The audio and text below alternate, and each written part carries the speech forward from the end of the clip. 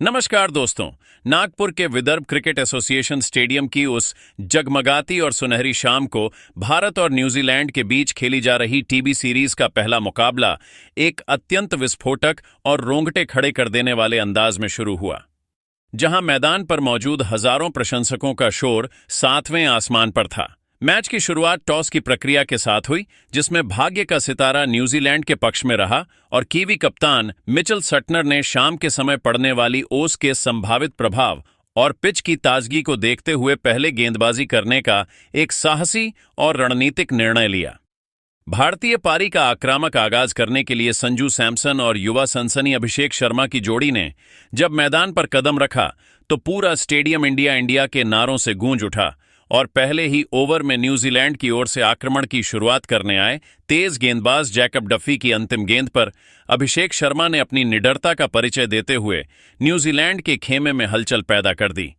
अभिषेक शर्मा ने एक तेज आती हुई फुल इन स्विंगर गेंद पर बिना किसी अतिरिक्त फुटवर्क या पैरों के ज्यादा इस्तेमाल के स्थिर खड़े रहकर अपनी पूरी ताकत झोंकते हुए सीधे बल्ले से एक प्रलयकारी प्रहार किया और गेंद गोली की रफ्तार से उड़ती हुई सीधे सामने की साइड स्क्रीन से जा टकराई, जिससे अभिषेक शर्मा ने एक शानदार के साथ अपना और टीम इंडिया का खाता एक बेहद आक्रामक अंदाज में खोला।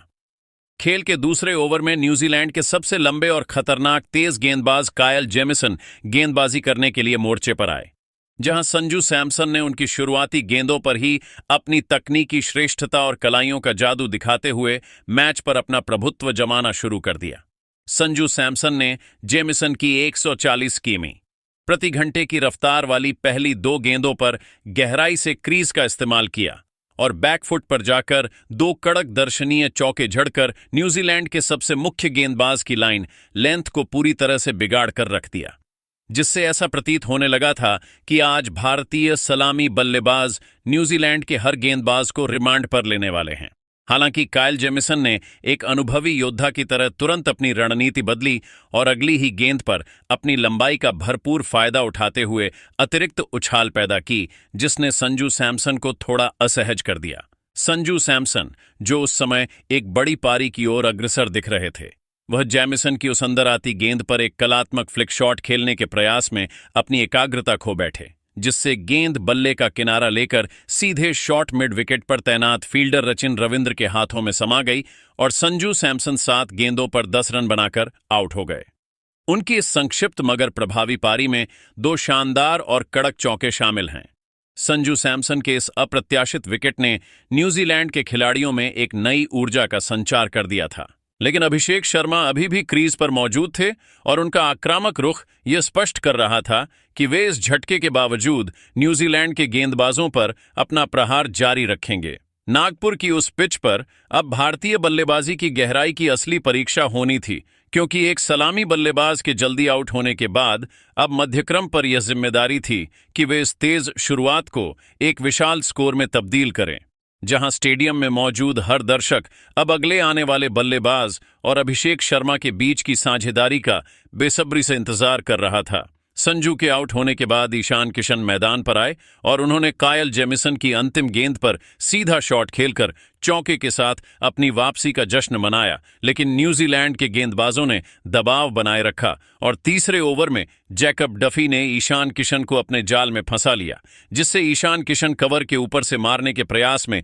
5 गेंदों पर 8 रन बनाकर आउट हो गए। उनकी इस पारी में 2 चौके शामिल हैं। भारत ने 2.5 ओवरों में 25 रनों पर 2 विकेट खो दिए थे और अब कप्तान सूर्य कुमार यादव क्रीज पर आ चुके थे, जिन्होंने आते ही जैकब डफी की अंतिम गेंद पर एक शानदार बैकफुट ड्राइव लगाकर चौका बटोरा और टीम को संभाला।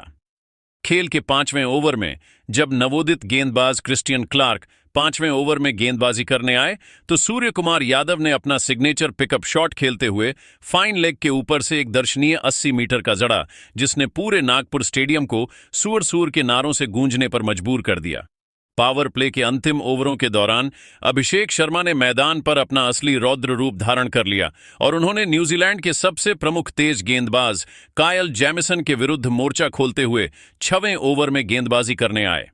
इस लंबे कद के गेंदबाज की 2 लगातार गेंदों पर अपनी जादुई कलाइयों का इस्तेमाल कर दो गगनचुंबी और प्रलयकारी जड़ दिए, जिससे जेमिसन जैसे अनुभवी गेंदबाज की लाइन लेंथ पूरी तरह बिखर गई और भारत का स्कोर पावर प्ले के 6 ओवरों के बाद 2 विकेट के नुकसान पर 75 रनों के एक अत्यंत मजबूत आंकड़े तक पहुंच गया। अभिषेक शर्मा आज नागपुर की पिच पर एक अलग ही दुनिया के बल्लेबाज नजर आ रहे थे और उनकी बल्लेबाजी में वह बेखौफ अंदाज साफ झलक रहा था, जिसने कीवी गेंदबाजों के आत्मविश्वास को झकझोर कर रख दिया था। जहां उन्होंने 8वें ओवर में गेंदबाजी करने आए सीबी कप्तान मिचेल सेंटनर के खिलाफ भी कोई रहम नहीं दिखाया और उनकी पहली ही फ्लाइटेड गेंद पर घुटने टेक कर स्क्वायर लेग बाउंड्री के ऊपर से एक शानदार झड़कर दर्शकों को पागल कर दिया। अभिषेक का यह विनाशकारी आक्रमण यहीं नहीं रुका और उन्होंने इसके तुरंत बाद part time spinner Glenn Phillips के खिलाफ अपनी तकनीकी श्रेष्ठता का प्रदर्शन करते हुए लगातार 3 कड़क चौके बटोरे और मात्र 22 गेंदों पर अपना 7वां T20 अंतर्राष्ट्रीय अर्धशतक पूरा किया, जिसके बाद पूरा भारतीय डगआउट उनकी इस निडर बल्लेबाजी के सम्मान में खड़ा हो गया। मैच के 10वें ओवर में जब न्यूजीलैंड के सबसे अनुभवी लेग स्पिनर ईस्ट 10वें ओवर में गेंदबाजी करने के लिए मोर्चे पर आए तो कप्तान सूर्य कुमार यादव ने भी अपने हाथ खोलने शुरू कर दिए और उन्होंने सौड़ी की गुगली गेंदों के खिलाफ स्वीप शॉट का ऐसा अद्भुत और कलात्मक प्रदर्शन किया कि गेंद बिजली की रफ्तार से बाउंड्री के बाहर चली गई, जहां सूअर ने लगातार 2 चौके झड़कर भारत के रनों की गति को 7वें आसमान पर पहुंचा दिया। इन दोनों बल्लेबाजों के बीच तालमेल इतना सटीक था कि इसी के साथ भारतीय टीम ने 10 ओवरों की समाप्ति के बाद 2 विकेट के नुकसान पर 117 रनों का एक अत्यंत विशाल और विस्फोटक स्कोर खड़ा कर दिया, जिसने न्यूजीलैंड के खेमे में सन्नाटा पसरा दिया था। पारी के आधे पड़ाव यानी 10 ओवरों के खेल के बाद अभिषेक शर्मा 28 गेंदों पर 60 रन बनाकर नाबाद थे,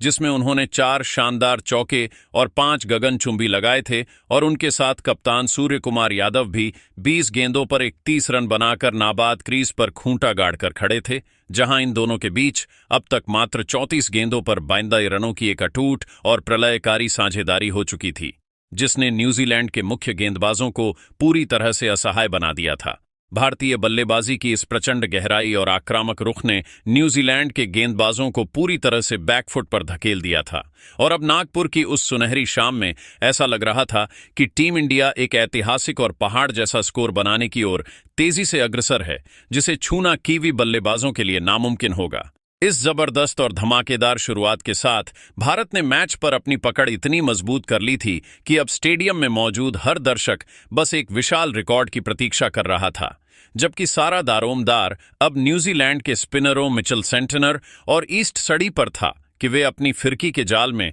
इन दोनों बल्लेबाजों को फंसाकर इस रनों की आंधी को किस प्रकार नियंत्रित करते हैं। जब भारतीय टीम 10 ओवरों में 117 रनों के विशाल स्कोर के साथ एक अभूतपूर्व स्थिति में थी, तब पारी के 11वें ओवर में न्यूजीलैंड के कप्तान मिचेल सेंटनर स्वयं 11वें ओवर में गेंदबाजी करने आए और उन्होंने अपनी दूसरी ही गेंद को यॉर्कर डालने का प्रयास किया, लेकिन अभिषेक शर्मा ने उस गेंद के नीचे आकर उसे लॉन्ग ऑन बाउंड्री के ऊपर से एक दर्शनीय के लिए भेज दिया। इसी ओवर में न्यूजीलैंड को सबसे बड़ी सफलता मिली जब मिचेल सेंटनर ने अपनी सटीक रणनीति से भारतीय कप्तान को चकमा दिया, जिससे सूर्य कुमार यादव लॉन्ग ऑन पर कैच थमाने के कारण 22 गेंदों पर 32 रन बनाकर आउट हो गए। उनकी इस पारी में 4 चौके और एक शामिल है। सूर्य के